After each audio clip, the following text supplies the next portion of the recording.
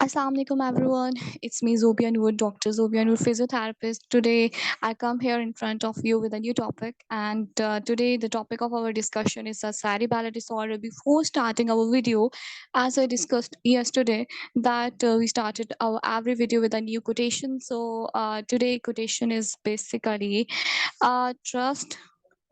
Wait, yeah, trust Allah to open the right door for you at the right path. So this is all.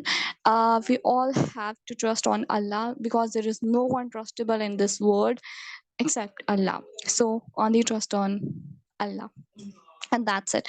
Now we are going to start our topic, which is our main discussion. So let's start the video. Okay, cerebral disorder. Okay guys, सबसे पहले हमें पता होना चाहिए कि what is cerebellar disorder. Cerebellum होता क्या है? ठीक है, सेरिबेलर डिसऑर्डर क्या है? सेरी जो बैलम है उसका डिसऑर्डर है। ठीक है, सेरिबेलम एक ऐसा पोर्शन होता है जो हमारे पास ब्रेन के बैक साइड पे प्रेजेंट होता है। ठीक है, and which is responsible for controlling the balance and coordination as well as other motor activities जो इसके अंदर आती हैं। ठीक है, and this is basically known as, अगर इसमें कोई भी पैथोलॉजी आ रही है, कोई भी इशू आ रहा है, तो this is known as a cerebellar disorder. ठीक है, अब सेरिबेलर, जाहिर सी बात है, जब सेरिबेलर के इश्यूज होंगे, बैलम का कोई भी मसला होगा तो सेरिबेलर डिसऑर्डर कहलाएगा।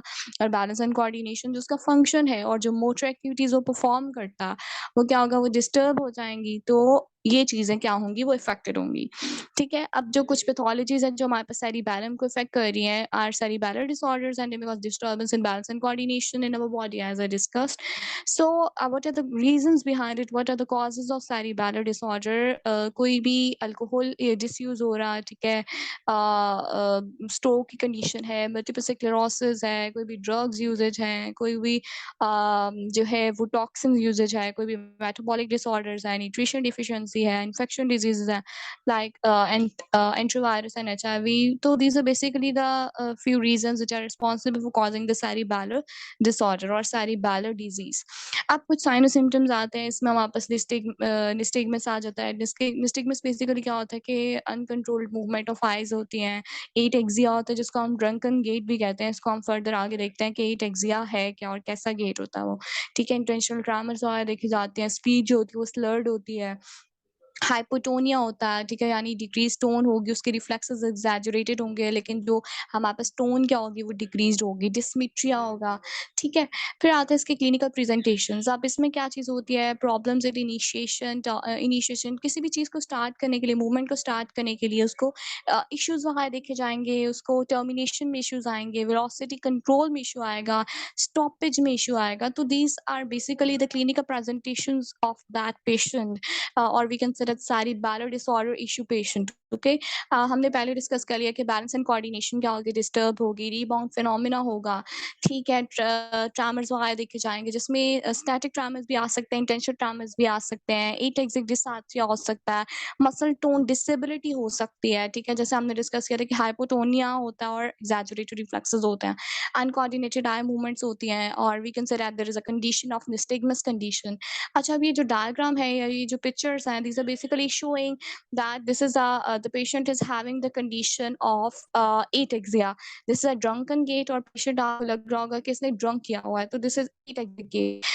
This second one picture is basically showing that there is a coordination test which is finger to nose test. अब यहाँ पे जब इस पे फिंगर ऐसे सीधी करके रखी हुई है, तो यहाँ पे हैंड ऐसे सीधा करके रखा हुआ है, तो ये दूसरे फिजियोथेरेपिस्ट की फिंगर को टच करेगा और देन अपने नोज को टच करेगा। This is a coordination test basically, और अगर ये प्रॉपर्ली नहीं कर पा रहे तो it's mean that the coordination disturbed and there is issue of cerebellum like all these things.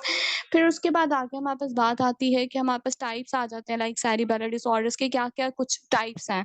Like हमारे पास दो तरह की कंजेनिटल लीजन्स होती हैं। एक हमारे पास चेरी मैलफॉर्मेशन होती है और दूसरा हमारे पास होता है dandy walker syndrome.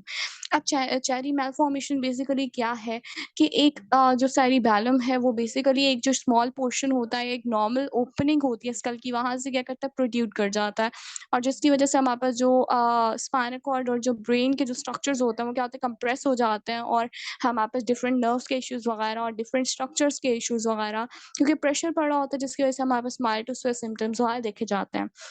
Then we are going to talk about Dandy Walker syndrome. Dandy Walker syndrome is basically a condition. It is a basically जिसमें हमारे पास abnormal development होती है किसकी cerebellum की. ठीक है, अब ये आप लोग देख सकते हैं normal diagram show कर रही है और ये Dandy Walker malformation को show कर रही है. अब Dandy Walker malformation basically क्या था कि जिसमें हमारे पास जो है वो abnormal development हो जाती है किसकी cerebellum की. ठीक है, और ब्रेन की. अब ये नॉर्मल ब्रेन है और ये हमारे पास जो है वो चेरी malformated ब्रेन है या चेरी malformation हुई हुई है, ठीक है? फिर फर्दर अगर बात की जाए तो हमारे पास इन्वेस्टिगेशंस आती हैं, लाइक हम एमआरआई वगैरह परफॉर्म करवाते हैं, CBC with ESR, liver function test, vitamin बी12 लेवल, क्योंकि हमें पता है कि विटामिन बी12 जो है उसकी वजह से भी हमारे पास लेवल अगर हाई हो सकता है या कम हो सकता है, तो उसकी वजह से हमारे पास क्या है, हमारे पास सेरिबैलर इश्यूज देखे जा सकते हैं, कुछ ड्रग्स की वजह से हो सकता है, जैसे हमने इसकी कॉजेज में देखा था, इलेक्ट्रोमायोग्राफी करवा सकते हैं, नर्व कंडक्शन स्टडी करवा सकते हैं, क्योंकि नर्व भी कंप्रेस हो सकती है इसकी वजह से, स्पाइनल टैपिंग करवा सकते हैं जिसमें हम लंबर पंक्चर करते हैं और सीएसएफ की एग्जामिनेशन करते हैं, वहाँ से सीएसएफ को रिमूव करते हैं वहाँ से और उसको फिर एग्जामिन करते हैं, और उसके अलावा फिजियोथेरेपी टेस्ट हो सकते हैं जिसमें हील टू शेन टेस्ट हो सकता है. इंशाल्लाह I will also post the video about the heel to shin test इंशाल्लाह. उसके अलावा फिंगर टू नोज टेस्ट हो गया, ठीक है? तो these are basically the conditions जो हमारे पास. अब medical management, as we are physiotherapist, so we don't have to be focused on the medical management, we just focused on our physiotherapy management. So basically उसका क्या हम main M को क्या होगा कि उसके बैलेंस एंड कोऑर्डिनेशन को हमने क्या करना होगा, मेंटेन करना होगा, उसके पोस्चर को मेंटेन करना होगा, उसके रेंज ऑफ मोशंस को मेंटेन करना होगा, ठीक है? रेंज ऑफ मोशंस हम उसको करवाएंगे, एरियल परफॉर्मेंस करवाएंगे, गेट ट्रेनिंग वगैरह करवाएंगे, बैलेंसिंग क्योंकि उसके डिस्टर्ब है तो बैलेंसिंग ट्रेनिंग करवाएंगे, बैलेंस एक्सरसाइज वगैरह परफॉर्म करवाएंगे, मसल स्ट्रेंथनिंग करवाएंगे क्योंकि हाइपोटोनिया है मसल्स के अंदर, एग्जैजरेटेड रिफ्लेक्सेस हैं, सारी चीज़ें जो भी इश्यूज वगैरह हैं उनको हम बेसिकली कोऑर्डिनेशन उनकी प्रॉपर्ली सही करेंगे और अच्छे तरीके से वर्क करने की कोशिश करेंगे, ठीक है? तो this is all about our topic which is our cerebellar disorder. As we discuss the cerebellum का कोई भी इशू होगा तो वो क्या होगा, cerebellar डिसऑर्डर होगा, और बैलेंस एंड कोऑर्डिनेशन डिस्टर्ब होगा,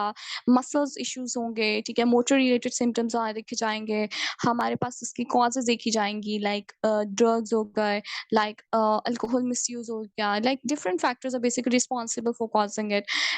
उसके अलावा उसके सिम्टम्स हमने देखे, सारे सिम्टम्स देखे, हमने क्लिनिकल प्रेजेंटेशन देखी, हमने देखे कि टाइप्स कौन-कौन से के हैं, जिसमें डैंडी वॉकर मैलफॉर्मेशन थी, चेरी मैलफॉर्मेशन थी, डैंडी वॉकर सिंड्रोम था, ठीक है? उसके अलावा हमने देखा कि क्या-क्या हम इन्वेस्टिगेशंस करवा सकते हैं इस पेशेंट के अंदर, या फिर हम जो है वो इस पेशेंट के अंदर हम लोग क्या-क्या ट्रीटमेंट हो सकता है, physiotherapy treatment, because as a physiotherapist we should focus on our physiotherapy management. So that's all about today's topic. I hope you guys can clearly understand what I'm saying, what I'm discussing in our video. So that's it. And inshallah, I will meet with you with a new topic and with a new video. And don't forget to subscribe to my channel, like my videos, and share with your friends and family. And that's it. May Allah bless you. And always remember me in your prayers. And that's